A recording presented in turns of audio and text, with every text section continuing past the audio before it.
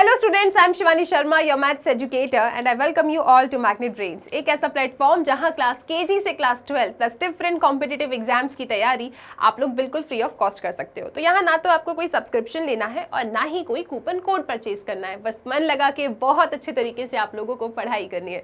So class 11 math students, आज इस video में हम डिस्कस करने वाले हैं एक बड़ा ही प्यारा chapter, that is chapter number 4, complex numbers and quadratic equations. तो सबसे पहले आज के इस वीडियो में हम देखेंगे कि ये कॉम्प्लेक्स नंबर क्या होता है और वो सब क्या कंसेप्ट है जो हमें पता होना चाहिए, ताकि हम बड़े प्यार से एक्सरसाइज 4.1 के सभी क्वेश्चंस को सॉल्व कर लें। ठीक है, तो चलो जी, सबसे पहले जरा ये डिस्कस करते हैं कि वाई कॉम्प्लेक्स नंबर कहाँ से प्रकट हो गया, ऐसी क्या हमको जरूरत पड़ी थी कि हमको ये कॉम्प्लेक्स नंबर नाम का चैप्टर पढ़ना पड़ रहा है। ठीक है जी, तो थोड़ा सा अपन चलते हैं फ्लैशबैक में। क्लास 10th में आपने एक चैप्टर पढ़ा था जिसका नाम था क्वाड्रेटिक इक्वेशंस। किस किस को याद है और कैसा लगता था आपको वो चैप्टर, वो भी जरा कमेंट सेक्शन में बताना। ठीक है मैम, तो हम लोगों ने क्लास 10th में एक चैप्टर पढ़ा था जिसका नाम था क्वाड्रेटिक इक्वेशंस। कैसी होती है क्वाड्रेटिक इक्वेशन, क्या उसका डिजाइन होता है? क्वाड्रेटिक इक्वेशन का डिजाइन मैम कुछ ऐसा होता है, ax² plus bx plus c equal to 0। जो भी इक्वेशन इस फॉर्मेट की होती है उसे हम क्वाड्रेटिक इक्वेशंस कहते हैं। ax² plus bx plus c equal to 0। Definitely यहाँ पे a आपका 0 नहीं होगा। ठीक है, तो ऐसी इक्वेशन को हम कहते हैं क्वाड्रेटिक इक्वेशंस।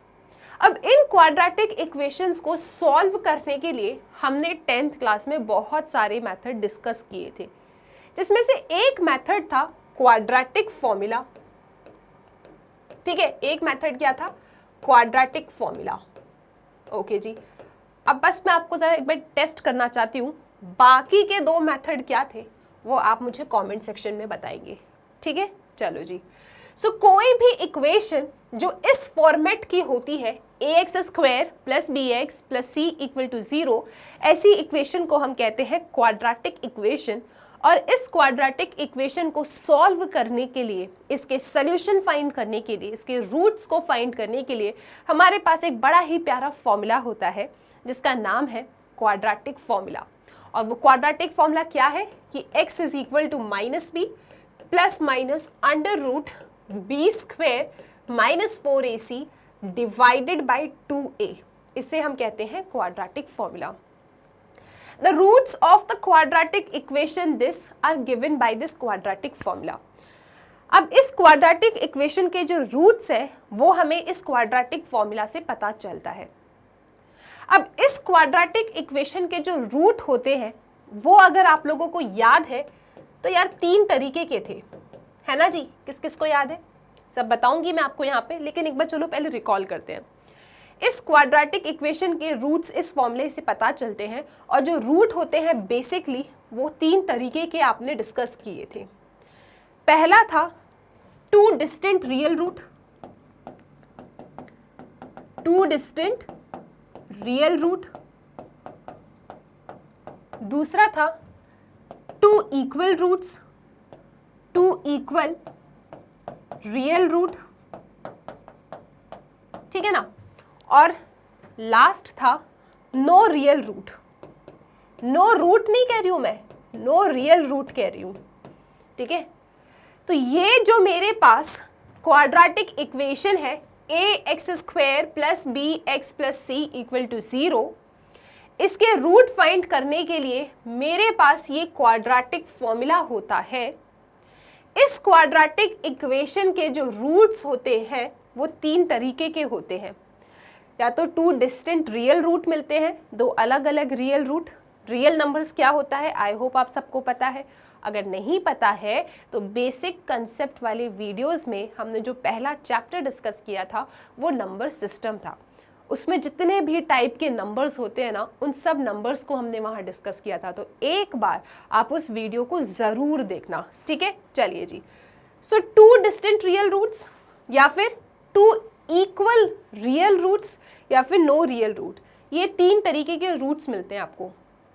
कौन सा रूट मिलेगा, किस टाइप का रूट मिलेगा, नेचर ऑफ द रूट, ये हमें इस क्वाड्रेटिक फॉर्मूले के कौन से वाले पार्ट से पता चलता है? शाबाश, जो रूट के अंदर लिखा है।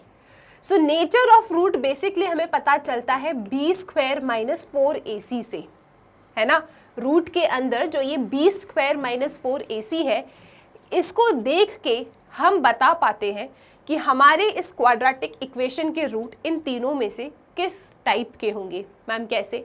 अरे अगर b² - 4ac ग्रेटर देन 0 आता है, मतलब रूट के अंदर की क्वांटिटी अगर पॉजिटिव होती है, तो ऐसे केस में आपको 2 डिस्टिंक्ट रियल रूट मिलते हैं। 2 इक्वल रियल रूट आपको तब मिलते हैं जब b² - 4ac आपका 0 के बराबर है, और नो रियल रूट्स नहीं मिलेंगे, ठीक है, इमेजिनरी रूट्स मिलेंगे आपको। तो नो रियल रूट्स कब मिलते हैं? जब b² - 4ac लेस देन 0 हो, यानी अंडर रूट के अंदर लिखी हुई क्वांटिटी अगर नेगेटिव होती है, तो ऐसे केस में आपको नो रियल रूट मिलते हैं। अब एक बार धीरे धीरे ये सब डिस्कस कर लेते हैं, ठीक है। A quadratic equation this has 2 distinct real root if b² - 4ac is greater than 0। तो अगर b² - 4ac ग्रेटर देन 0 है, तो आपको आपके क्वाड्रेटिक इक्वेशन में 2 डिस्टिंक्ट रियल रूट मिलेंगे। ऑल गुड, ठीक है जी। 2 इक्वल रूट्स आपको कब मिलेंगे? 2 इक्वल रूट्स आपको तब मिलेंगे जब b² - 4ac कैसा हो जी? 0 के बराबर हो। तो जब b² - 4ac 0 के बराबर होता है, तो ऐसे केस में आपको 2 इक्वल रियल रूट्स मिलते हैं। अब अगर b² - 4ac ये जो लिखा है, अगर b² - 4ac लेस देन 0 होता है, तो ऐसे केस में आपको नो रियल रूट्स, आपको कोई भी रियल रूट्स नहीं मिलेगा, क्योंकि ये जो आपका फॉर्मूला है ना, ये कुछ इस तरीके का बन जाएगा कि x = -p plus minus under root negative divided by 2a। अब यार अंडर रूट नेगेटिव तो हमको आता ही नहीं है ना, क्योंकि अंडर रूट नेगेटिव हम जानते हैं क्या? हम नहीं जानते, तभी तो हमने कह दिया कि हमको यार कोई रियल रूट नहीं मिलेगा। तो अगर b² - 4ac लेस देन 0 हो जाता है, कोई चीज़ अगर लेस देन 0 है, इसका क्या मतलब है कि वो नेगेटिव है। तो अगर ये क्वांटिटी नेगेटिव है, ये तो यार रूट के अंदर लिखी है, तो रूट के अंदर की क्वांटिटी अगर नेगेटिव हो जाती है, तो ऐसे केस में आपको कोई भी रियल रूट नहीं मिलते।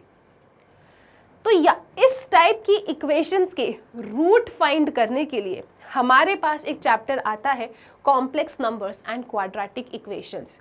जी हाँ, क्लास 11th में जब आप complex numbers and quadratic equations को पढ़ोगे, तब आप इस टाइप के इक्वेशंस के भी रूट निकालोगे जहाँ पे कोई भी रियल रूट नहीं मिलते। ऑब्वियसली आपको रियल रूट तो नहीं मिलेगा, तो कैसा रूट मिलेगा? रियल का उल्टा क्या होता है? What is the opposite of real? Imaginary. आपको इमेजिनरी रूट्स मिलते हैं, ठीक है। लेकिन उन इमेजिनरी रूट्स तक पहुंचने से पहले हमको ये तो पता होना चाहिए ना कि अंडर रूट ऑफ नेगेटिव आखिरकार होता क्या है।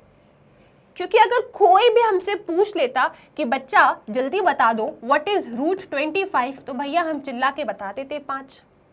लेकिन वहीं अगर किसी ने हमसे पूछ लिया कि व्हाट इज रूट ओवर -25, तो ज़रा अभी तो हम क्योंकि नए 11th में आए हैं, तो हमको थोड़ा सा क्वेश्चन मार्क हो जाएगा, है ना। लेकिन एक बार हम ये कॉम्प्लेक्स नंबर पढ़ लें, ठीक है, एक बार हम इस वीडियो को देख लें, तो हम चिल्ला के बता देंगे कि व्हाट इज अंडर रूट -25। क्योंकि जब हमें पता होगा कि रूट के अंदर अगर नेगेटिव नंबर है उसे कैसे सॉल्व करते हैं, तभी तो हम उसके इमेजिनरी रूट्स आपको बता पाएंगे, राइट। तो बेसिकली आज के इस वीडियो में हमारा टारगेट होने वाला है ये जानना कि what is under root of negative number, ठीक है। अच्छा, ये जो अंडर रूट ऑफ नेगेटिव होता है ना, ऐसे नंबर्स को हम कुछ कहते हैं, कुछ नाम रखते हैं, इनको भी थोड़ा स्पेशल फील कराते हैं। भैया क्या कहते हैं ऐसे नंबर्स को? Imaginary numbers. तो व्हाट आर इमेजिनरी नंबर्स? बस इस तरीके के नंबर्स। स्क्वायर रूट के अंदर कोई नेगेटिव नंबर अगर बैठा है तो उसे इमेजिनरी नंबर्स कहते हैं, ठीक है। The square root of a negative real number is called an imaginary number. For example, under root -1, under root -2, 3-4 आप बोलो क्या? जैसे under root -5, under root -9 and so on. इस तरीके के नंबर्स होते हैं इमेजिनरी नंबर्स, ठीक है मैम। हम समझ गए कि इनको हमने कुछ नाम दे दिया है, ठीक है। रूट के अंदर अगर नेगेटिव का साइन है, ऐसे नंबर्स को इमेजिनरी नंबर्स कहते हैं।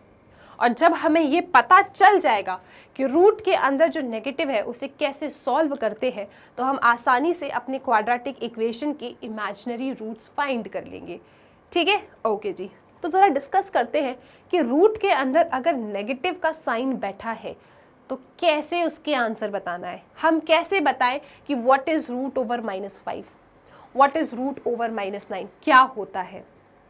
तो इसके लिए बेसिकली ये बताया गया है कि अंडर रूट ऑफ -1 जो होता है it is equal to i, and this i stands for iota. आप ऐसे भी याद कर सकते हो, आई मतलब इमेजिनरी। तो ये आपको कंठस्थ करना है कि under root of -1 is represented by the Greek letter iota, ठीक है। सो अंडर रूट ऑफ -1 क्या होता है जी, आयोटा होता है। बस ये आपको कंठस्थ कर लेना है। किसी ने आपसे पूछा कि सुनो बेटा what is under root of -1, तो आप क्या कहोगे, इट इज आयोटा। बस अब सारी टेंशन खत्म। जब इतना हमको पता चल गया है ना, तो हम बड़े प्यार से इनको हंसते हंसते बता सकते हैं कि what is under root of -2। Under root of -2 हम बता सकते हैं। अब रूट के अंदर कोई भी नेगेटिव नंबर बैठा रहे, हम बता सकते हैं कि वो किसके बराबर होगा, क्योंकि हम जानते हैं कि अंडर रूट ऑफ -1 तो आयोटा होता है। मैम कैसे, अरे देखो जरा, रूट -2 है ना, मैथ्स वाले अपन जानते हैं कि ये जो अंडर रूट के अंदर -2 बैठा है, इसको तो यार हम तोड़ के ऐसा लिख सकते हैं, है ना जी, -1 × 2 -2 ही होता है। तोड़ दिया, शाबाश, बहुत अच्छी बात है। अब इसको तो भाई हम ऐसा तोड़ सकते हैं, हाँ या ना, कौन कह रहा है गलत है, तोड़ सकते हैं कि नहीं तोड़ सकते इसको। एटलीस्ट एक भैया पॉजिटिव होना चाहिए या फिर शून्य होना चाहिए, तो डेफिनेटली आप इसको इस तरीके से तोड़ सकते हो, ठीक है। सो रूट के अंदर -1 × 2 है, तो मैंने इसको ऐसा तोड़ दिया, under root -1 × √2। What is under root -1, ये तो हमको कंठस्थ है भैया, ये तो आयोटा होता है, और √2 क्या है जी, √2 ही है। तो हम कह सकते हैं कि under root of -2 is equal to √2 iota. किस किस को ये बात चमक गया और समझ में आ गया, क्या ये बात क्लियर है सबको? चलिए जी, इसी तरीके से चलो एक और लेते हैं, अंडर रूट ऑफ -1 फाइंड करते हैं कि what is under root of -1। ध्यान से देखेंगे आप सब लोग, अंडर रूट ऑफ -1 क्या होगा। कोई सॉल्व करने की कोशिश कर रहा है क्या? अरे हाँ मैम बिल्कुल, सुनो मैम, अंडर रूट ऑफ -1 है, इसको -1 × 9 लिख सकते हैं, शाबाश। फिर मैम यहाँ पे हम इसको ऐसा तोड़ सकते हैं, -1 × √9, ठीक है जी, बिल्कुल ठीक है ना, तोड़ सकते हैं ऐसा, ही तो प्रॉपर्टी होती है। क्या प्रॉपर्टी होती है कि रूट ऑफ AB को आप √A × √B लिख सकते हो, लेकिन पता है ये हर कभी नहीं लिख सकते। ये ऐसा तभी लिख सकते हैं जब इन दोनों नंबर्स में से एटलीस्ट एक पॉजिटिव हो, या फिर शून्य तो क्या ही करेंगे, एटलीस्ट एक पॉजिटिव हो, ठीक है। तो यहाँ पे देख रहे हो आप, -1 × 9, हाँ तो भैया एक पॉजिटिव है हमारे पास, तो हमने तोड़ के लिख दिया इसको इस तरीके से, ठीक है जी। अब रूट ओवर -1 क्या होता है जी, रूट ओवर -1 तो आयोटा होता है, ये तो कंठस्थ कर लो, कॉम्प्लेक्स नंबर हो इसको तो कंठस्थ कर लो कि under root of -1 is iota, ठीक है। सो दिस इज आयोटा × √9, बहुत अच्छी बात है। √9 क्या होता है, 3, √9 तो 3 होता है, पॉजिटिव नंबर, कोई दिक्कत ही नहीं है। Root over 9 is 3, so this is 3 iota. आगे लिखो पीछे लिखो, एक ही बात है, 3 आयोटा। सो हमने क्या देखा कि what is under root of -9, it is equal to 3 iota.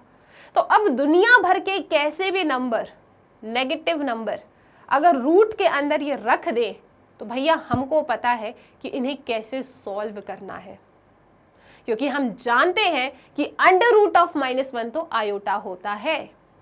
तो 10th क्लास में हमको जो समस्या थी ना, क्या समस्या थी हमको, कि अगर b² - 4ac < 0 हो जाता है, मतलब अगर रूट के अंदर क्वांटिटी नेगेटिव हो जाती है, तो 10th क्लास में हमने कहा था कि नो रियल रूट, गलत नहीं कहा था, सही कहा था, रियल रूट नहीं मिलेंगे। तो कैसे रूट मिलेंगे आपको, इमेजिनरी रूट्स मिलेंगे। और अब हम आसानी से इमेजिनरी रूट्स को फाइंड कर सकते हैं।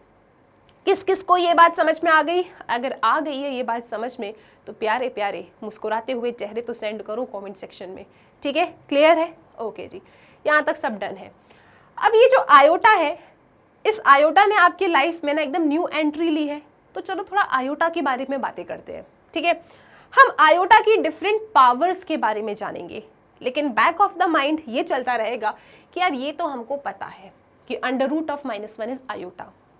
अब आयोटा की डिफरेंट पावर्स के बारे में जानते हैं, क्योंकि न्यू एंट्री लिए, थोड़ा इसको जरा समझते हैं अपन, ठीक है मैम। अच्छा ये बताओ, इस आयोटा के ऊपर आने से पहले आप मुझे ये बताओ कि यार 2 की पावर 0 क्या होता है? सही सही बताएंगे आप लोग। What is 2 to the power 0? 1।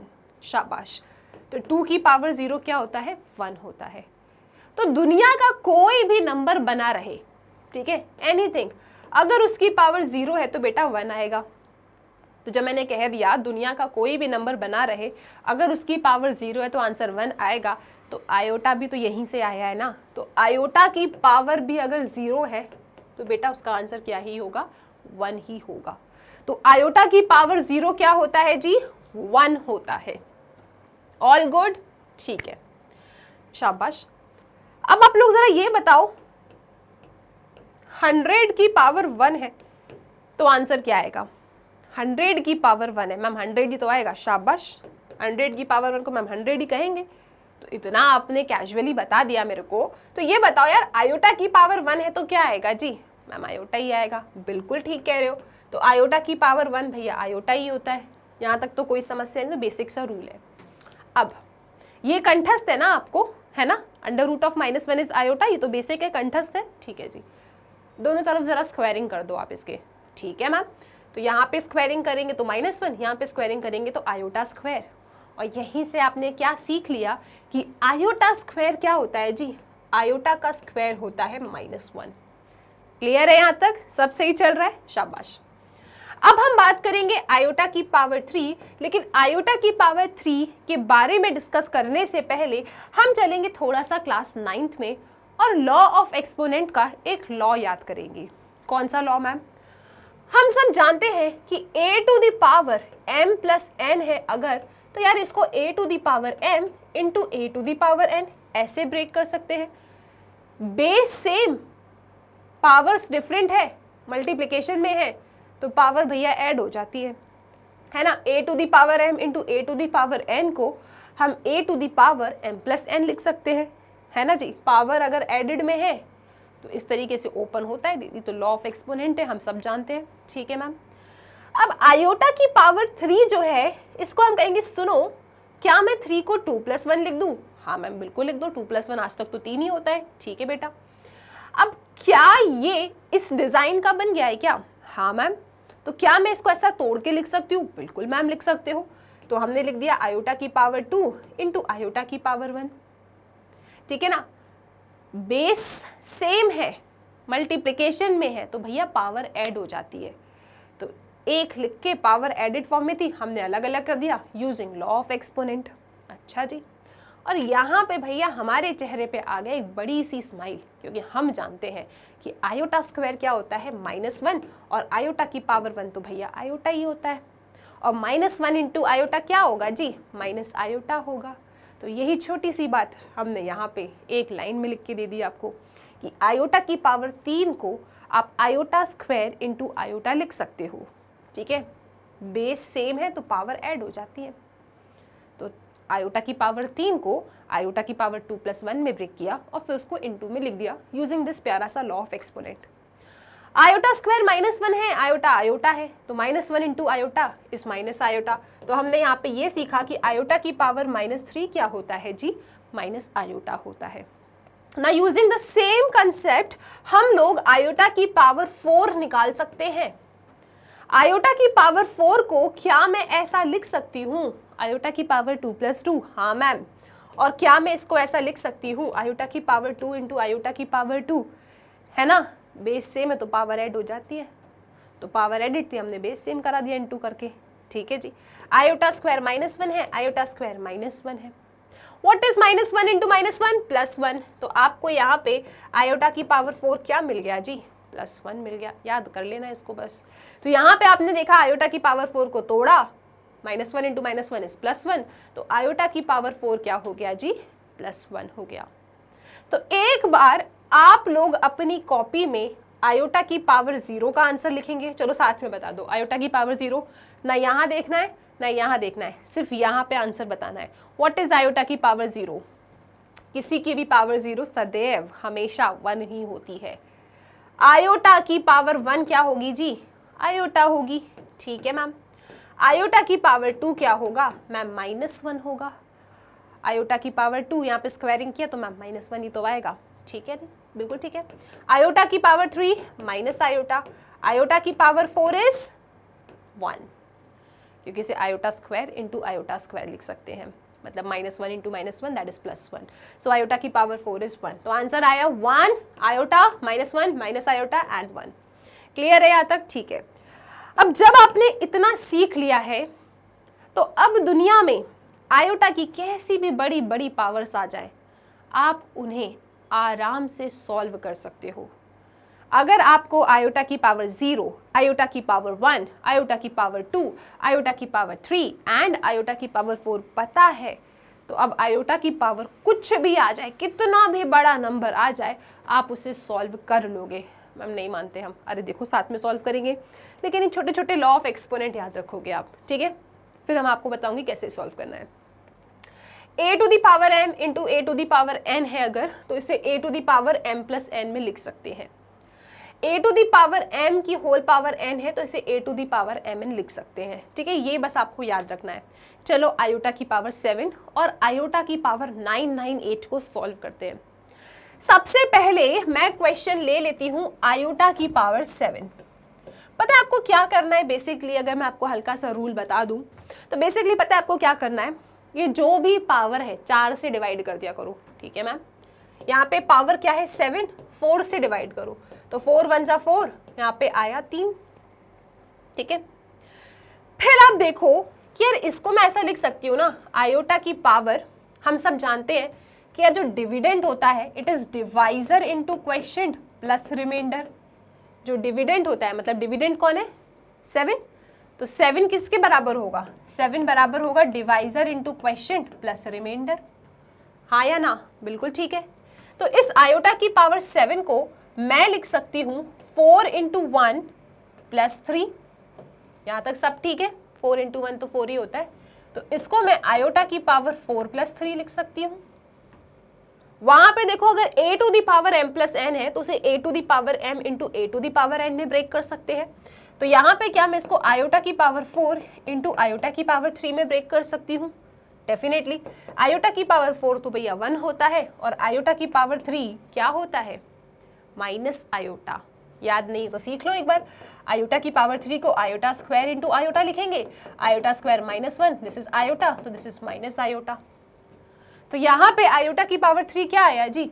Iota की पावर 3 आया minus iota, so 1 into minus iota is minus iota. तो आयोटा की पावर 7 कितना आ रहा है? आयोटा की पावर 7 आ रहा है माइनस आयोटा। तो अब आयोटा के ऊपर कितनी भी बड़ी पावर्स क्यों ना बना रहे, आपको बस उस पावर को 4 से डिवाइड करना है और ये याद रखना है कि जो डिविडेंड होता है it is equal to divisor into quotient plus remainder, और ये छोटे छोटे लॉ ऑफ एक्सपोनेंट आप आसानी से क्वेश्चन को सॉल्व कर लोगे। और क्वेश्चंस लेते हैं, ठीक है। अभी इसका आंसर क्या आया? Minus iota. अगला सवाल देखते हैं अपन, आयोटा की पावर 998। सो मेरे पास जो क्वेश्चन है दैट इज आयोटा की पावर 998। मैं इस पावर को यहाँ पे लेके चली गई रफ वर्क में और 998 को मैं बस 4 से ना डिवाइड कर दूंगी, ठीक है। चलो 4 से डिवाइड करते हैं। सो दिस इज 4 2 जा 8, यहाँ पे आया 1, फिर आया 9, 4 5 जा 20, 4 4 जा 16, तो हमने 4 4 जा ले लिया 16, यहाँ पे आया 3, यहाँ पे आया 8, 4 9 जा 36, तो 4 9 जा 36, और ये आ जाता है मेरे पास 2।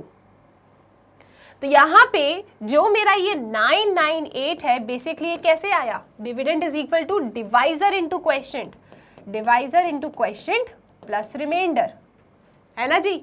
तो ये जो आपका 998 है बेसिकली ऐसे ही तो आया है, तो हमने कहा ठीक है लिख देते हैं इसको। तो इसको हम लिखेंगे आयोटा की पावर 4, ठीक है। और ये क्या है देखो ना, ये दोनों पावर मल्टीप्लिकेशन में, इसको ऐसा लिख सकते हैं। सो आयोटा की पावर 4 ये क्या है जी? 249, ठीक है ना, और प्लस में है 2, ठीक है यार, इसको मैं ऐसा लिख सकती हूँ क्या, आयोटा की पावर 249 की पावर 4, ठीक है। और यहाँ पे लॉ ऑफ एक्सपोनेंट से, क्योंकि आयोटा की पावर ये भी है, देखो ऐसा समझो, अब भी समझ में आएगा। देखो जरा, दिस इज 998 को हम ऐसा लिख सकते हैं, तो कैसा लिखा मैंने, दिस इज 4 इंटू 249 प्लस 2, ठीक है। पहला वाला लॉ ऑफ एक्सपोनेंट देखो, एक आयोटा है, ये दो पावर्स एडेड है, तो इनको अलग अलग करके लिख लो। आयोटा की पावर 4 इंटू 249 इंटू आयोटा की पावर 2, बेस सेम है तो पावर ऐड हो जाती है, ठीक है। तो मैंने पावर एडेड थी तो भैया ऐसा लिख दिया इसको यूजिंग लॉ ऑफ एक्सपोनेंट। अब यहाँ पे देखो आप लोग, ये जो है इसको मैं ऐसा लिख सकती हूँ, आयोटा की पावर 249 की power 4 into iota square using second law of exponent. देखो ज़रा, अगर ये ऐसा लिखा है ना, तो ऐसा लिख सकते हैं हम, यहाँ पे एम एन को इंटरचेंज कर लो, क्या फ़र्क पड़ता है, किसको क्या पता है एम कौन है एन कौन है। तो मैंने क्या किया, ये ऐसे लिखा था, इसको ऐसे लिख दिया using second law of exponent, ठीक है जी। अब आप देखो यहाँ पे, इसको ना ऐसा लिखने की जगह, सॉरी बेटा, ऐसे लिखना चाहिए आपको, दिस इज आयोटा की पावर 4, दिस इज 249। मैम ऐसा क्यों, ऐसा बार बार क्यों कंफ्यूज कर रहे हो आप, अरे सुनो, ऐसा इसीलिए क्योंकि आयोटा की पावर 4 हम सब जानते हैं, आयोटा की पावर 4 क्या होता है जी, 1, तो यहाँ पे लिखा 1। अब 1 की पावर क्या है जी, 249। 1 की पावर कुछ भी बना रहे जिंदगी में क्या होता है, 1 ही तो होता है ना, इसीलिए मैंने पावर से खेला। मैं आयोटा की पावर 4 जानती थी ना, अगर मैं यहाँ पे आयोटा की पावर 249 पे यहाँ पे 4 लिखती तो कोई मजे वाली बात नहीं थी, क्योंकि मैं नहीं जानती आयोटा की पावर 249 क्या होता है, पर मैं जानती हूँ आयोटा की पावर 4 क्या होता है, इसलिए मैंने 4 को अंदर 249 को बाहर लिखा, और आयोटा की पावर 4 मैंने फटाक सीधे 1 कर दिया। फिर 1 की पावर 249 तो बेटा 1 ही होता है ना, और साथ में क्या लिखा है, आयोटा स्क्वायर, राइट। सो 1 की पावर कुछ भी बना रहे 1, आयोटा स्क्वायर होता है -1, तो मेरे पास जो आउटपुट आ रहा है दैट इज इक्वल टू -1। किस किस को ये बातें समझ में आ रही है। सो आयोटा की पावर 998 कितना आ रहा है आपके पास, -1 आ रहा है। आई होप ये क्वेश्चन क्लियर है, किस तरीके से सॉल्व करना है, क्या इसका एल्गोरिथम है, क्या स्टेप्स है, वो मैंने आपको बता दिया। आयोटा की जो भी पावर है डिवाइड इट बाय 4, यूज करें इस फॉर्मूला को कि डिविडेंड भैया divisor into question plus remainder होता है। थोड़ा सा लॉ ऑफ एक्सपोनेंट से खेल लें और आप अपने आंसर तक पहुंच जाएंगे। आओ कुछ और क्वेश्चंस पढ़ते हैं। अगला क्वेश्चन है आपके सामने, इवैल्यूएट करना है √-1 की पावर 90। तो कोई टेंशन की बात नहीं है, ठीक है। देखो हम सब जानते हैं कि √-1 की पावर 90, अब कितना भी डरा लिए लोग आपको डरना थोड़ी है। क्या लिखा है, √-1 की पावर है 90, तो ठीक है, बच्चा बच्चा जानता है कि what is √-1, it is iota. तो बेसिकली ये आपसे कहना चाह रहे थे कि भैया आयोटा की पावर 90 बता दो, ठीक है, नया स्टाइल है, ऐसा लिख के बता दिया, कोई दिक्कत नहीं है। हम सब तो जानते हैं ना कि √-1 तो आयोटा होता है। अब √-1 की पावर 90 लिखने का तरीका है, इसका मतलब सिंपल आपसे चाह रहे थे कि आयोटा की पावर 90 बता दो, ठीक है। क्या स्टेप है मैम, 90 को रफ वर्क में ले जाओ, ठीक है, 4 से डिवाइड कर दो मैम, अच्छा जी। सो दिस इज 4 2 8, राइट, यहाँ पे 1, यहाँ पे 0 आया, ठीक है। फिर से आ जाओ 4 2 8, तो यहाँ पे क्या आएगा जी, यहाँ पे आ जाएगा 2। तो ये इस तरीके से आ रहा है, यानी हम इस 90 को कैसा लिख सकते हैं, 90 आपका डिविडेंड है। डिविडेंड क्या होता है, divisor into question plus remainder. ये डिवाइजर है, ये क्वेश्चन है, ये रिमाइंडर है, ठीक है। So dividend is equal to divisor into quotient, divisor into quotient, okay, plus remainder. तोड़ दिया मैंने इसको वैसे। अब यहाँ पे आयोटा की पावर 90 को हम लिख सकते हैं आयोटा की पावर 4 इंटू 22 प्लस 2, नो समस्या। अब यहाँ पे इस वाले लॉ की हेल्प से मैं आयोटा की पावर 4 इंटू 22 प्लस 2 को ब्रेक कर सकती हूँ, क्योंकि a to the power m plus n क्या होता है, a to the power m into a to the power n। तो इसको हम लिख सकते हैं आयोटा की पावर 4 इंटू 22 इंटू आयोटा की पावर 2, क्योंकि बेस सेम है तो पावर ऐड होती है, पावर एडिड में थी तो हमने इसको तोड़ के ऐसा लिख दिया। ऑल गुड, ठीक है जी। अब हम सब तो जानते हैं कि यार आयोटा की पावर 4 क्या होता है जी, आयोटा की पावर 4 1 होता है। तो बस इस बात को याद रखेंगे और यहाँ पे इसको ऐसा लिख देंगे कि दिस इज आयोटा की power 4 whole power 22 using law of exponent. Power ऐसे तो ऐसा ऐसा खेल सकते हो आप पावर्स के साथ। So a to the power mn है तो उसे a to the power m की पावर n लिख सकते हैं। तो बस हमने इसको ऐसा ब्रेक करके लिख दिया। और ये क्या है आपका आयोटा की पावर 2। आयोटा की पावर 4 तो 1 होता है, सो 1 की पावर 22 इंटू आयोटा की पावर 2। 1 की पावर कुछ भी बना रहे बेटा 1 ही होता है, तो यहाँ तो आएगा 1 into iota square. Iota square क्या होता है -1, तो इसको लिख सकते हैं 1 इंटू -1। 1 इंटू -1 क्या है जी -1 है। तो आपके इस क्वेश्चन का आंसर क्या आ रहा है -1 आ रहा है। किस किस को ये बात समझ में आ गई? सिंपल है ना क्वेश्चन, प्रोसीजर समझ में आ रहा है। जो भी आपकी पावर है उसे 4 से डिवाइड करो, फिर डिविडेंड को divisor into quotient plus remainder में लिखो। पहला लॉ ऑफ एक्सपोनेंट लगाओ, ठीक है, उसके बाद दूसरा लॉ ऑफ एक्सपोनेंट लगा के अपना आंसर निकाल लो। आई होप ये क्लियर है, राइट। एक और क्वेश्चन लेते हैं, आयोटा की पावर -71। सो आयोटा की पावर -71 क्या होगा? यहाँ पे दिस इज आयोटा, आयोटा की पावर -71 है आपका सवाल, ठीक है। सो आयोटा की पावर -71 है। अब ये नेगेटिव पावर यार हमको तो कभी पसंद नहीं आती, तो हम तो इसको पॉजिटिव में पहले लिखेंगे फिर क्वेश्चन को सॉल्व करेंगे, ठीक है। जो नेगेटिव पावर है हमें तो पसंद नहीं आती है, हम उसको पॉजिटिव बनाएंगे उसके बाद ही सॉल्व करेंगे। अब हमें पसंद नहीं आती है इसका मतलब ये रूल है, आप ऐसा ही याद रखोगे कि अगर आयोटा की पावर नेगेटिव है आप उसे पॉजिटिव बनाएंगे। कैसे पॉजिटिव बनाएंगे? आप उसको इस तरीके से लिख दो, पॉजिटिव बन जाएगी वो, ठीक है जी। अब पॉजिटिव पावर बन चुकी है, दैट इज 71। आप रफ वर्क में जाएंगे और 71 को किससे डिवाइड कर देंगे? 4 से। हमेशा 4 से ही डिवाइड करना है क्योंकि आयोटा की पावर 4 1 होता है, ये हम जानते हैं। तो 4 से हमने डिवाइड किया, सो 4 1 जा 4, 4 2 जा 8, दिस इज नॉट पॉसिबल, तो हम लोग 4 1 जा 4 लेंगे। 7 में से 4 गया है 3 एंड दिस इज 1, ठीक है। उसके बाद 4 7 जा हमारे पास क्या होता है जी 28 होता है, तो 29 30 31, तो यहाँ पे मेरे पास आ गया 3।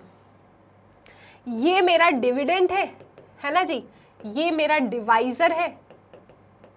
This is my quotient and this is my remainder.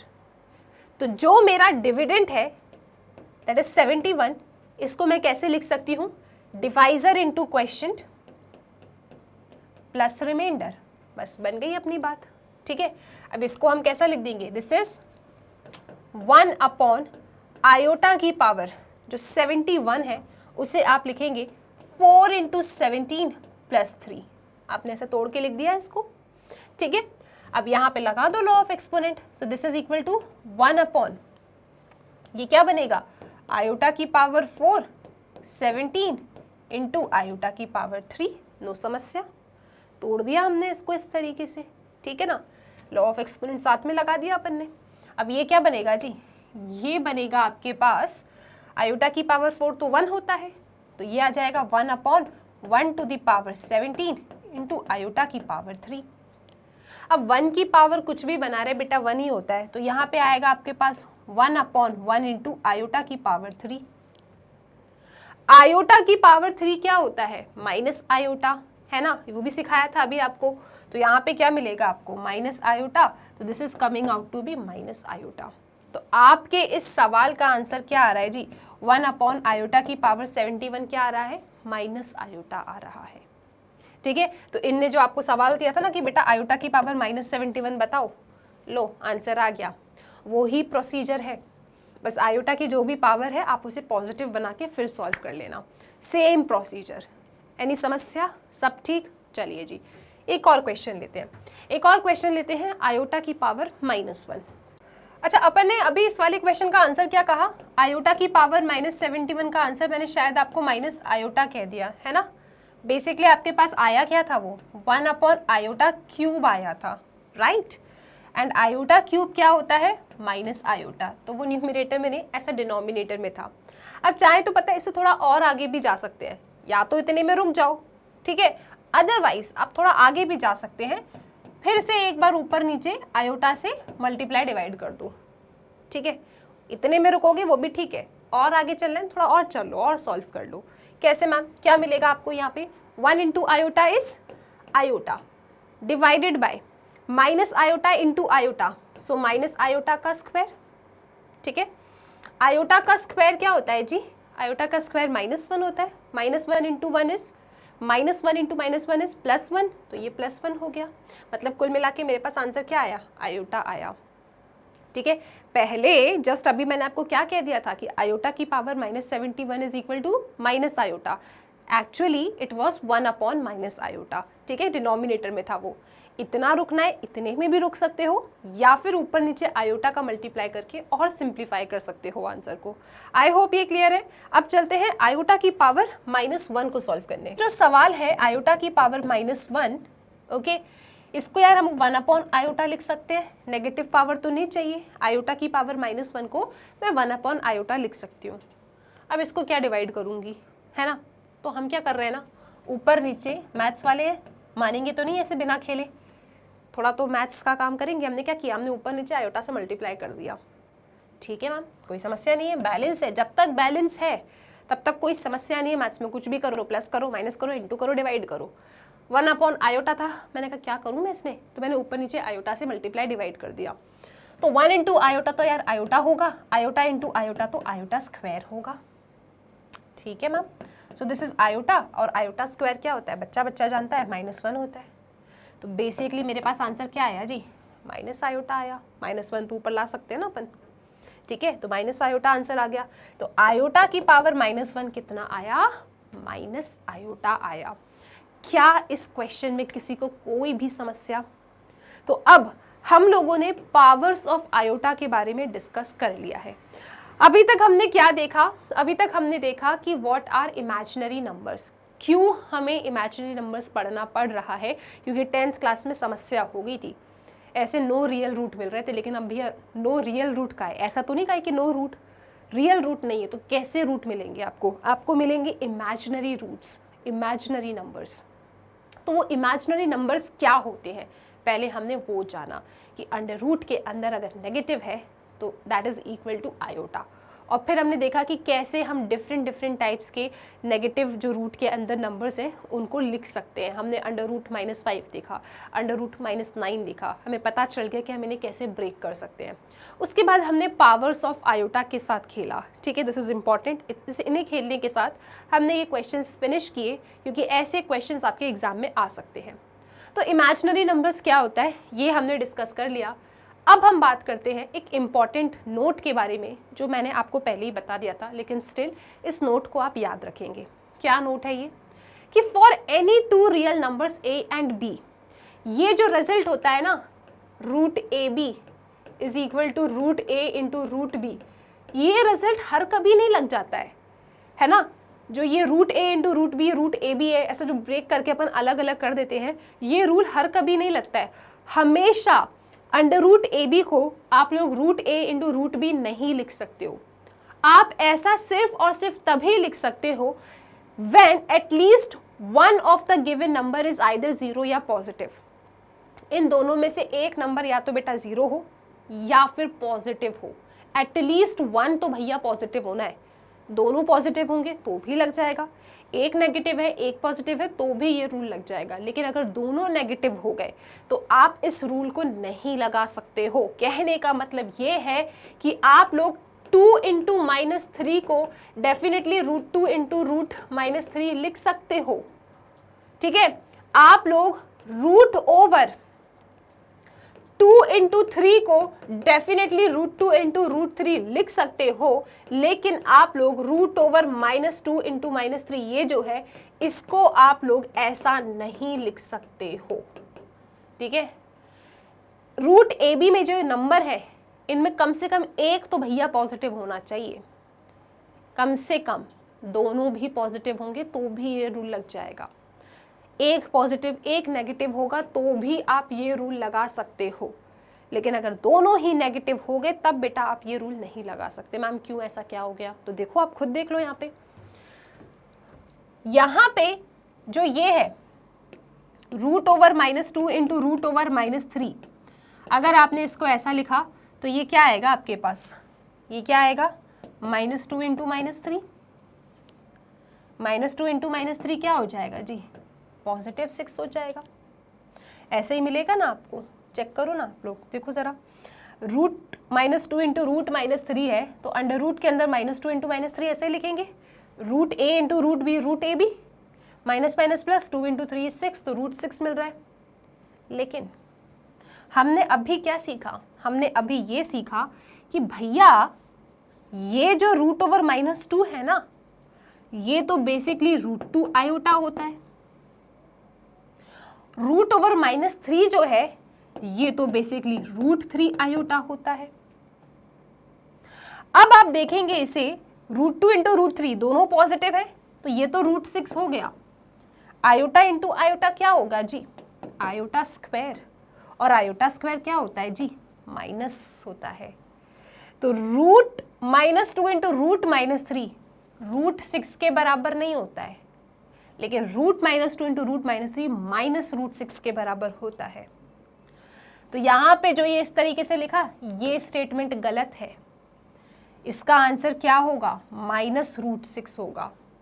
तो आप जो ये रूल अप्लाई करते हो कि root over A B is equal to root A into root B, ये जो आप अप्लाई करते हो ये सिर्फ और सिर्फ तभी एप्लीकेबल है जब इन दोनों में से कम बेटा एक पॉजिटिव हो।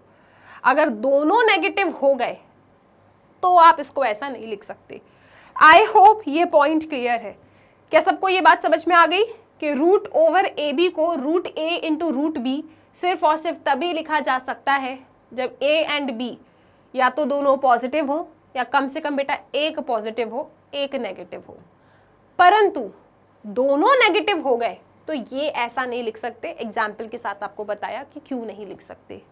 क्लियर है ये, दिस इज वेरी इंपॉर्टेंट, आप इसे याद रखेंगे। छोटे छोटे कंसेप्ट है लेकिन ये पता होना चाहिए, तभी तो मैथ्स पढ़ने में मजा है ना। अब 7th क्लास का बच्चा तो रूट ए बी को रूट ए रूट बी लिखेगा, लेकिन अगर 11th क्लास का बच्चा रूट ए बी को रूट ए रूट बी सिर्फ लिख के आ रहा है तो ये गलत है, क्योंकि आप लोग पढ़ चुके हो इमेजिनरी नंबर्स के बारे में। तो आपको ये याद रखना है कि root A B is equal to root A into root B सिर्फ और सिर्फ तभी लिख सकते हो जब ए एंड बी या तो दोनों पॉजिटिव हो या फिर एक पॉजिटिव एक नेगेटिव हो। परंतु दोनों नेगेटिव हो गए अगर तो नहीं लिख सकते। ठीक है, ओके। अब फाइनली अपन आते हैं कॉम्प्लेक्स नंबर्स पे। हमने इमेजिनरी नंबर के बारे में डिस्कस कर लिया। Now let us talk about complex number. What is complex number? ठीक है, so the number of the form a plus iota b, ध्यान से देखेंगे आप लोग, the numbers of the form a plus iota b where a and b are real numbers.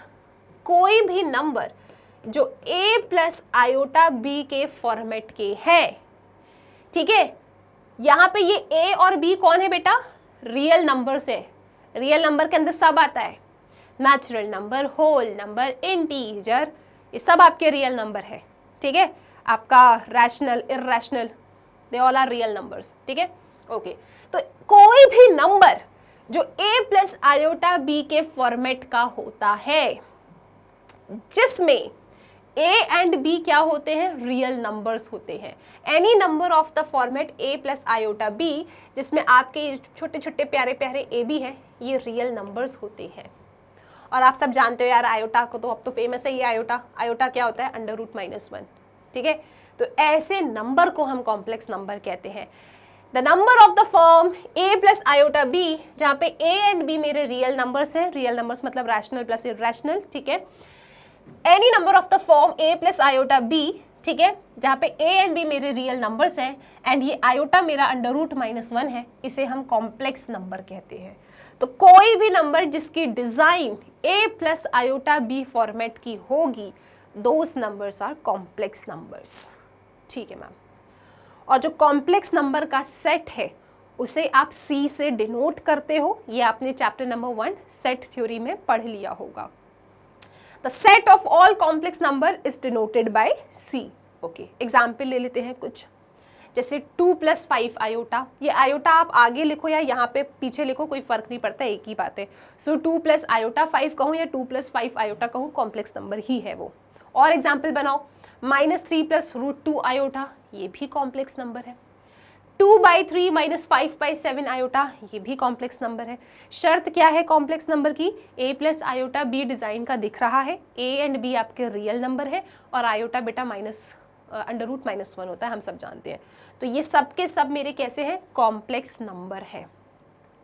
अभी हम विस्तार में जाएंगे, मुझे पता है आपके दिमाग में बहुत डाउट अभी आ रहे होंगे, अपन जाएंगे कि यार 2 कॉम्प्लेक्स नंबर है या नहीं, -3 कॉम्प्लेक्स नंबर है या नहीं, अपन सब डिस्कस करेंगे।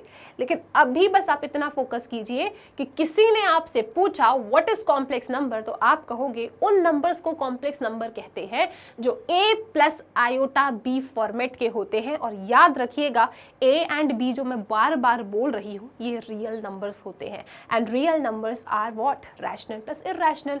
तभी तो यहाँ पे इरैशनल लिखा तो भी कोई फर्क नहीं पड़ा, ठीक है। This is also a complex number, fraction में लिया कोई दिक्कत नहीं है, ये भी कॉम्प्लेक्स नंबर है, ठीक है, ओके। अब एक बड़ी इंपॉर्टेंट बात है, for a complex number generally हम कॉम्प्लेक्स नंबर को ऐसा z से डिनोट कर देते हैं, ठीक है, z is equal to A+i, okay. So for a complex number z is equal to A+i, जो ये a होता है ना, a, इस a को हम कहते हैं real part of your complex number. आपके कॉम्प्लेक्स नंबर का जो रियल पार्ट है उसे हम कहते हैं a। सो जो आपका ये a है, यहाँ पे आप देख सकते हैं ये जो a है, ये a, इस a को हम क्या कहते हैं, इस a को हम कहते हैं real part of z। z is your complex number.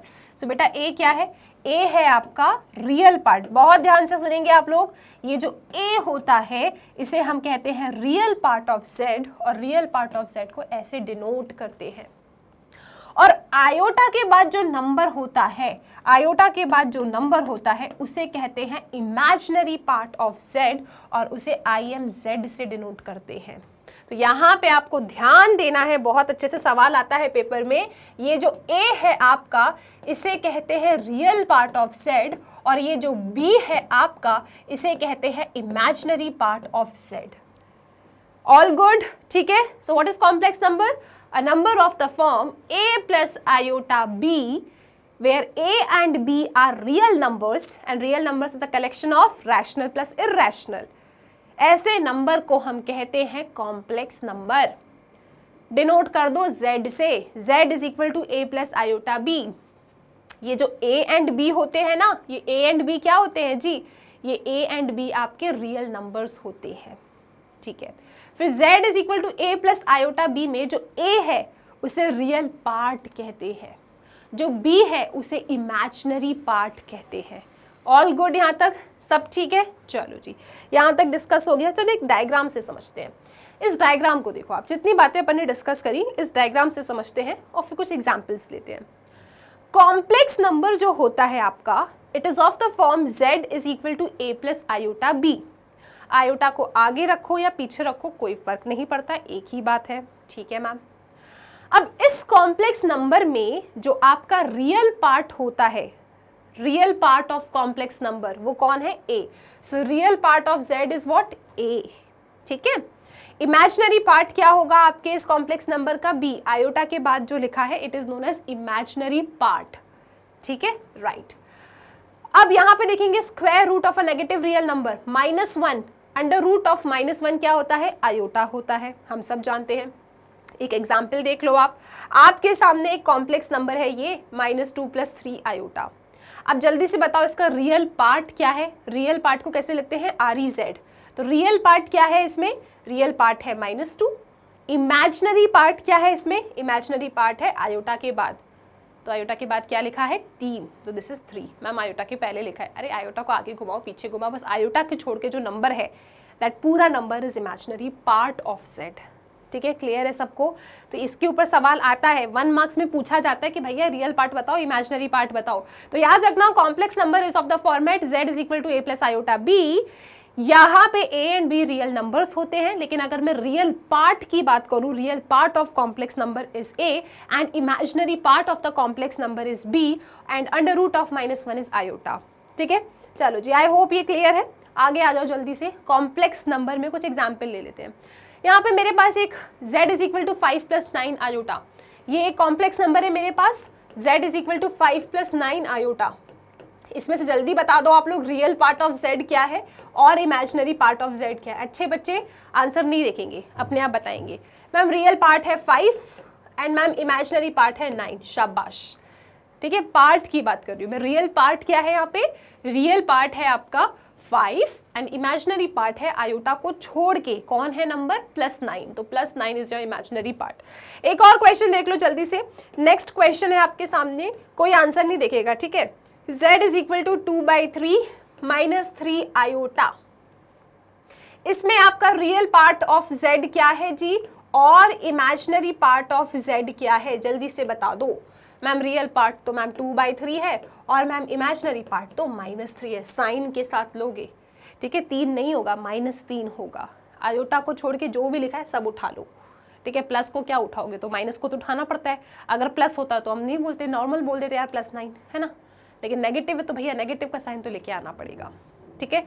So real part is 2/3, imaginary part is -3। क्या यहाँ तक किसी को कोई दुख तकलीफ परेशानी हैरानी कोई दिक्कत है क्या? नहीं, सब परफेक्ट। आ जाओ। तो अभी तक हमने क्या पढ़ा, धीरे धीरे चीजों को बिल्डअप कर रहे हैं, सुनो ध्यान से। जो आपका कॉम्प्लेक्स नंबर है it is denoted by z is equal to a plus iota b। इसमें जो आपका ये a एंड b है, आप यहाँ पे लिखेंगे वेयर ये जो a एंड b है बेटा ये रियल नंबर्स होते हैं एंड आयोटा तो √(-1) होता है। दिस इज पॉइंट नंबर 1 जो हमने समझा। पॉइंट नंबर 2 जो हमने समझा है दैट इज कि z is equal to a plus iota b में जो आपका ये a होता है इसे हम रियल पार्ट ऑफ z कहते हैं और जो आपका ये b होता है इसे हम लोग इमेजिनरी पार्ट ऑफ z कहते हैं। यहाँ तक सब ठीक है। So this is real part and this is imaginary part. अब बात करते हैं, अब आपके जो कॉम्प्लेक्स नंबर होते हैं ना ये प्योरली रियल और प्योरली इमेजिनरी भी होते हैं। अच्छा, प्योरली रियल कब होंगे? अ कॉम्प्लेक्स नंबर z का मतलब क्या है बेटा? z का मतलब है a प्लस आयोटा b, ठीक है। A complex number z is said to be purely real अगर उसका इमेजिनरी पार्ट 0 है। इमेजिनरी पार्ट 0 है मतलब ये b 0 है, तो जो भी नंबर इस फॉर्मेट के होंगे ऐसे नंबर्स को हम कहेंगे प्योरली रियल, ठीक है। प्योरली रियल मतलब सिर्फ रियल होना चाहिए, इमेजिनरी पार्ट होना ही नहीं चाहिए। उड़ा दो इमेजिनरी पार्ट को। What is imaginary part? b, तो b शुड बी 0, राइट। तो बस ठीक है, इमेजिनरी पार्ट शुड बी 0, तो भैया आपका प्योरली रियल हो जाएगा। अब कॉम्प्लेक्स नंबर को प्योरली इमेजिनरी कहते हैं अगर उसका रियल पार्ट 0 हो जाए। तो रियल पार्ट कौन है? a अगर 0 हो जाए तो आपके पास कुछ ऐसा बचेगा, तो ये प्योरली इमेजिनरी नंबर, ठीक है। So this is purely imaginary. तो complex number purely real and purely imaginary भी होते हैं। प्योरली रियल कैसे होते हैं? इमेजिनरी पार्ट 0, मतलब कुछ इस तरीके के, ठीक है। और प्योरली इमेजिनरी क्या होते हैं? रियल पार्ट शुड बी 0, मतलब सिर्फ आयोटा b। तो आप अगर ये एग्जाम्पल्स देखें 2, -7, √3 ये सब के सब प्योरली रियल हैं, ठीक है। और 2 आयोटा, √3 आयोटा, -3/2 आयोटा ये सब क्या है?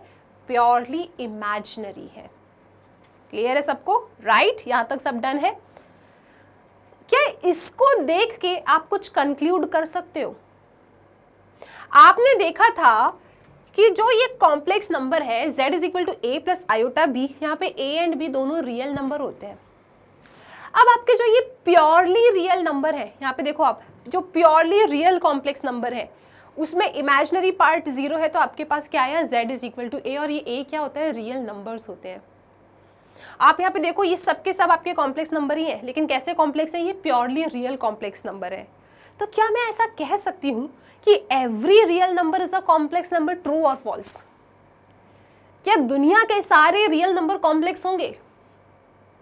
डेफिनेटली प्योरली कॉम्प्लेक्स हो जाएंगे, वो प्योरली रियल हो जाएंगे, ठीक है ना। सारे रियल नंबर देखो ना, 2, -7, √3 ये प्योरली रियल कॉम्प्लेक्स नंबर है। तो हाँ, दुनिया भर के जितने भी रियल नंबर्स हैं they all are complex numbers, ठीक है। तो अभी तक हम क्या कहते थे कि real number is a very big family of numbers. अब इसके भी ऊपर एक बड़ी फैमिली आ गई है, दैट इज कॉम्प्लेक्स नंबर्स। क्या ये बातें सबको समझ में आ रही है? मैंने क्या समझाने की कोशिश की? डायग्राम से समझ में आएगा। आओ डायग्राम पे। हम सब जानते हैं अभी तक हमने पढ़ा था real numbers, right, 10th class तक। हम कहते थे कि रियल नंबर एक बहुत बड़ी फैमिली है रियल नंबर के अंदर बेसिकली आपके rational numbers and irrational numbers आ जाते हैं, ठीक है। अब इन रियल नंबर के ऊपर भी एक फैमिली आ गई है, दैट इज कॉम्प्लेक्स नंबर, क्योंकि दुनिया भर के जितने भी आपके रियल नंबर्स होंगे वो भी कॉम्प्लेक्स होंगे। अब भी देखा हमने प्योरली रियल, ठीक है। सो every real number can be a complex number. Clear है सबको, लेकिन हर कॉम्प्लेक्स रियल नहीं होगा, है ना, क्लियर है ना। चलो जी, तो इस तरीके से आपको ये चीज़ समझ में आ जाती है कि हम कहते थे कि रियल नंबर्स रैशनल इरेशनल का कलेक्शन है। रैशनल के अंदर integers, whole number, natural number, ये सब आता है। अब रियल नंबर के ऊपर भी एक बड़ी फैमिली आ गई है, कॉम्प्लेक्स नंबर, क्योंकि हर रियल नंबर आपका कॉम्प्लेक्स होगा। नहीं मानते तो देख लो, ये सब प्योरली रियल बैठे तो ये सब भी तो कॉम्प्लेक्स ही हैं, है ना जी। So this is purely real, 2 - 7√3 purely real, right. So every real number is a complex number. तो अभी हमने जो डिस्कस किया है मेन पॉइंट, एक बार मैं आपको फटाक सीधे रिवाइज करवा देती हूँ। हमने ये डिस्कस कर लिया कि आपका जो कॉम्प्लेक्स नंबर है z is equal to a plus iota b, ठीक है। इसमें आपको ये अच्छे से याद रखना है कि ये a एंड b बेटा रियल नंबर्स होते हैं, ठीक है, they belong to real number. Iota का मतलब है √(-1). इसके बाद यहाँ पे अगर मैं पार्ट की बात करूं तो ये जो आपका a है, this a is known as real part of z and this b is known as imaginary part of z, ठीक है ना, क्लियर है सबको। चलो जी, फिर आपको यहाँ पे याद रखना है कि आपका जो ये कॉम्प्लेक्स नंबर है, ठीक है, आपका ये जो कॉम्प्लेक्स नंबर है ये 2 टाइप के होते हैं। एक होता है प्योरली रियल। प्योरली रियल वो कॉम्प्लेक्स नंबर होते हैं जिसका इमेजिनरी पार्ट कैसा हो, 0 हो, मतलब ये z is equal to a वाले फॉर्मेट के होंगे। फिर आपके कॉम्प्लेक्स नंबर प्योरली इमेजिनरी होते हैं, प्योरली इमेजिनरी। सो प्योरली इमेजिनरी कब होंगे, जब उसका रियल पार्ट कैसा हो, 0 हो, मतलब इनका जो डिजाइन होगा ये इस तरीके का होगा। और इससे हम ये कंक्लूड कर सकते हैं कि yes, every real is a complex number. So I hope यहाँ तक की सारी बातें क्लियर है, ठीक है। और साथ में फिर हमने थोड़ा सा यहाँ पे आयोटा के बारे में जाना, है ना, कि अंडर रूट के अंदर -1 है तो बेटा ये आयोटा होता है। आयोटा की पावर 0 इज 1, आयोटा की पावर 1 इज आयोटा, ठीक है ना। आयोटा की पावर 2 इज -1, आयोटा की power 3 is minus iota, and iota की पावर 4 कितना होता है जी, आयोटा की पावर 4 इज शाबाश 1। अब आयोटा की पावर कुछ भी बना रहे वो चाहिए तो 4 से डिवाइड करो, dividend is equal to divisor into question plus remainder, और लॉ ऑफ एक्सपोनेंट याद रखो। तो बस ये सारी बातें हमने डिस्कस करी आज के इस वीडियो लेक्चर में। अभी आपका जो इंट्रोडक्शन पार्ट है वो कंप्लीट नहीं हुआ है, 4.1 अभी और अपन को पढ़ना है। नेक्स्ट वीडियो में हम आगे के कंसेप्ट्स देखेंगे 4.1 एक्सरसाइज के, और उसके बाद जब पूरा ओवरव्यू पढ़ लेंगे पार्ट 2 में, फिर हम जाएंगे 4.1 को सॉल्व करने के लिए, क्योंकि इसको ना एकदम डिटेल से पढ़ना बहुत ज़रूरी है। क्लियर स्टूडेंट्स, चलिए आगे। इसके साथ स्टूडेंट्स, अगर कभी भी आपको कोई भी वीडियो लेक्चर को फाइंड करने में प्रॉब्लम जाए तो याद रखिएगा मैग्नेट ब्रेन्स की वेबसाइट है, आप वेबसाइट पे जाइए, ठीक है, अपने क्लास को सिलेक्ट कीजिए, फिर उस क्लास में आपको जो भी पढ़ना है उस सब्जेक्ट को सिलेक्ट कर लो, फिर उस रिस्पेक्टिव सब्जेक्ट से रिलेटेड जितने भी वीडियो लेक्चर्स चैनल पे अवेलेबल हैं वो सब कुछ आपको एकदम प्रॉपर फॉर्मेट में अरेंज मिल जाएंगे। तो जो भी पढ़ना चाहते हो बस उसके लिंक पे जाके कर देना क्लिक, और हम टीचर्स आपको मिल जाएंगे पढ़ाते हुए। सो स्टूडेंट्स, पढ़ते रहिए मैग्नेट ब्रेन्स के साथ।